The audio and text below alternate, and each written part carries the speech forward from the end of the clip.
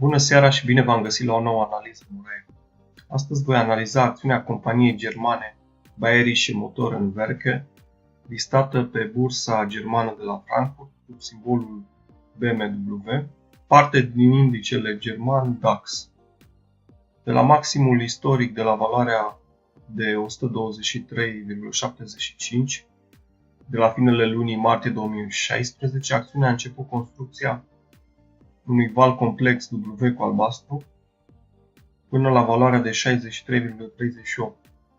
după care a construit un val X în direcția opusă până la nivelul de 93,87, iar acum ne situăm în valul Y, ultimul segment al valului de grad superior, W cu roz.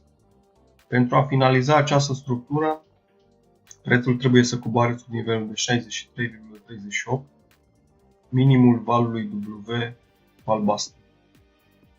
De-abia apoi, după aproximativ 13 mai 2019, prețul va trebui să se corecteze mai puternic în sus, să clădească o structură din 3 valuri complexe, tocmai cum vor fi fost cele 3 valuri de grad inferior W, X, Y.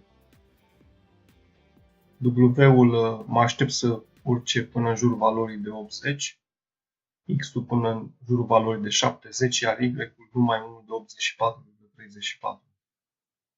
Și astfel va încheia gradul de grad superior X cu roz. Pe urmă mă aștept ca prețul să scadă iarăși sub minime, de această dată sub minimul de la 63,38